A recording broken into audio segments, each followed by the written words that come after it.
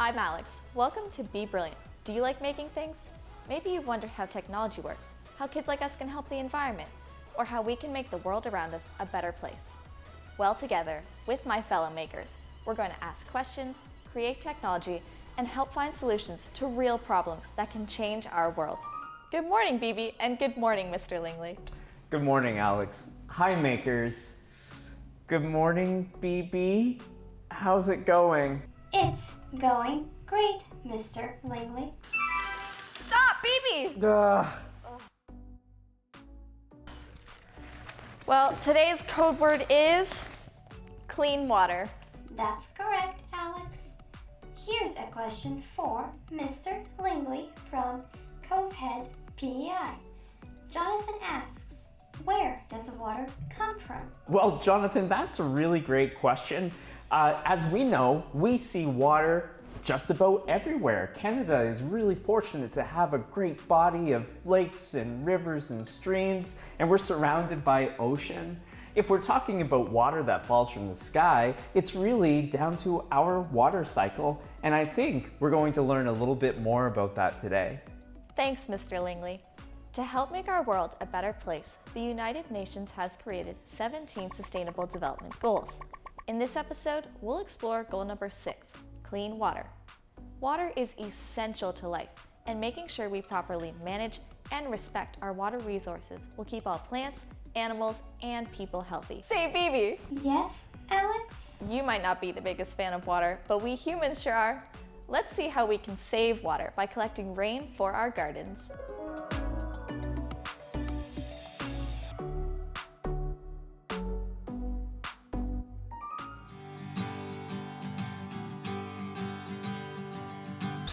Hi, my name's Rod.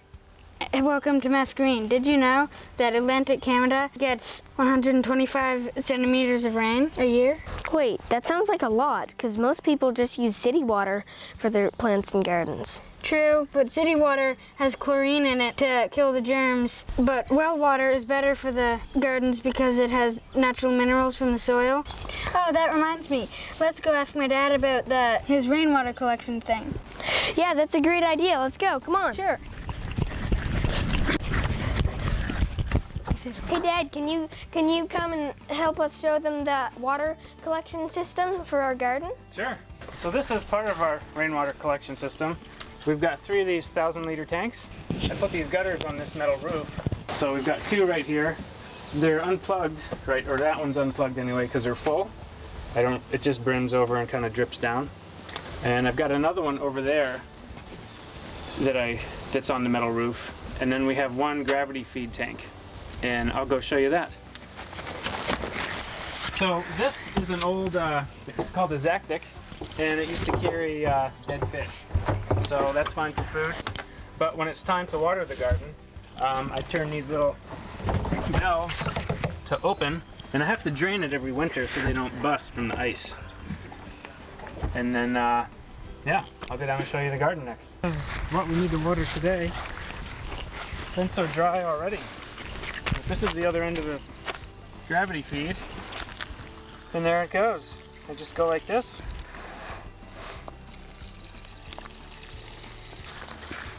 Hey, wait, Dad, can we make our own up there? Sure. Okay. Wait, first we should dry it out just so we need what materials we need and Right, good idea. That roof that we're using there, it's the rubber stuff. Kind of a good thing that it's not raining today. Yeah, I think we're done. Why don't we go and build it? Sure, yeah.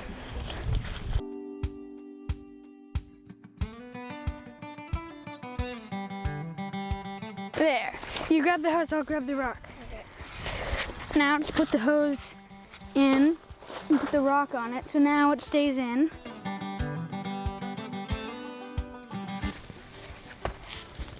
Now we need to get the water down to the garden. So this is the hose we're going to be using. Let's go down to the garden now. All right. Hey guys, how's it going? Good. The water isn't coming down yet. We need some kind of suction to get it Oh yeah. flowing. With our system, we don't really need suction because the outlet hose is at the bottom of those tanks, so there's already a lot of pressure of the water above pushing out. But for this, because the hose goes over the rim, what do you think needs to happen? I know. We could get the end of the hose and suck on it just to create the negative pressure that would pull the water up over and take a few minutes to come down. And then once it's all full through the hose, the gravity could do the work. Yep, you got it. So we're gonna have to suck on it, right? Because we have to. Okay. Yeah. Now it should start. Now it should start coming out. There we go. Nice. We can use that on a rainy day. Except my dad already has a better version of it. So, yeah. That's just what you can do if you don't have a big fancy version. Thanks for teaching us about it. That was really fun. Yeah, it was awesome. Yeah, that was cool. And thanks for joining us. Happy making. Happy making. What a fun backyard project. Hey, Mr. Lingley, check out this flower. Oh, hey, BB, did you know that there are flowers and plant life all around the cove? What? Ha, ha, ha. BB, Alex. Good one, BB. We have another good one here for you guys. Let's visit our friends at Eastern Charlotte Waterways to learn how dynamic water levels and seasonal flooding affect our local rivers and streams, and what we can do to minimize the damage to riverbanks and the surrounding areas.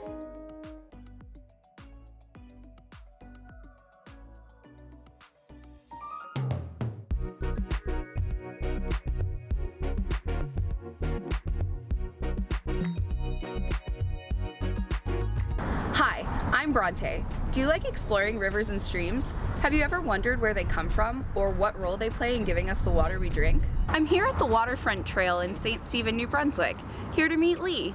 Lee works for Eastern Charlotte Waterways and is here to teach us about river and stream environments. Hi, Lee. Hi, Bronte. Thanks for joining me today. I hear you're learning about the importance of clean, fresh water. Let me show you how we monitor rivers and streams like this to help keep them healthy. Have you heard about the water cycle? Yeah, it's how water moves between lakes, the ocean, rivers, land, and the atmosphere. That's right, Bronte. Water evaporates, cools, and turns into a liquid, making clouds. This is condensation. When there's too much water, it rains or snows. This is precipitation. Precipitation gathers in lakes, rivers, and streams. And when it's all finished, it happens all over again. That's right, Bronte. Did you know that waterways are small streams and rivers that connect to larger streams and rivers like this one? We monitor these streams and rivers so we can make sure that they're happy and healthy. How do you monitor and what do you look for? We use something called the YSI. The YSI meter is a piece of equipment we use, and when we put it in the water, it tells us all sorts of stuff about it, like its temperature, pH, and dissolved oxygen. This is a thermometer, one is a dissolved oxygen probe, and I think one is a pH probe.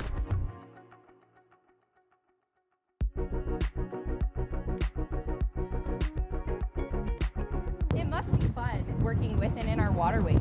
How can kids and families help keep rivers and streams clean? There's lots of stuff you can do to protect your local waterway. You can organize a cleanup, or you can even learn to monitor the water yourself and become a citizen scientist.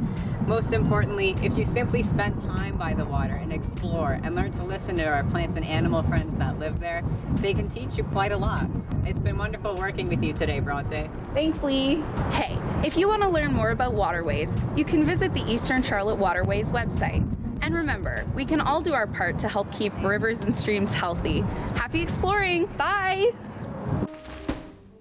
Mr. Lingley, isn't it bad luck to open an umbrella indoors? Alex, don't worry about that. That's just an old superstition. We're good. Mr. Lingley, I'm sure bad luck won't rain down on you. Yeah, it's all right.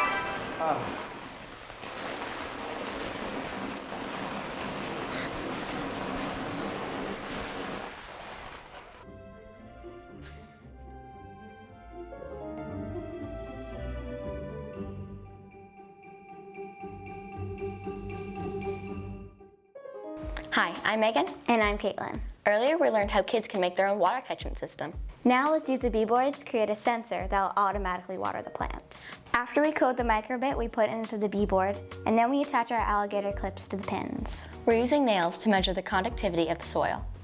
We're going to put the nails into the soil. We want to see how moist the soil is. You need to press the A button, and if a bunch of lights show up, your plant does not need any water because it's very moist, but if only 1 or 2 lights light up, then your plant probably needs some water. This is probably what we'd expect for a soil like this because it's very moist. If you want a more accurate representation, you can press B and it'll show you a number.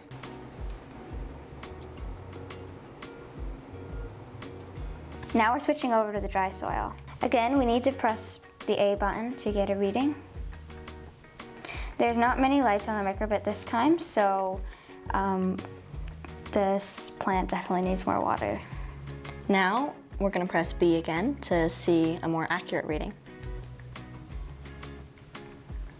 For dry soil, the reading should be around 600, and for wet soil, it should be around 1,000 for microbit version 2.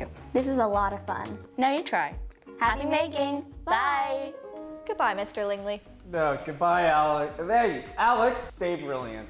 Mr. Lingley, what do you get when you throw a billion books into a body of water? I don't know. A little wave. No! Don't worry, Mr. Lingley. I'm just being a clownfish. Ha, ha, ha. B. Make sure to check out brilliantlabs.ca for all of today's activities and how-to guides. And don't forget to submit your questions to BB. You never know, your question could be featured on an upcoming Be Brilliant show.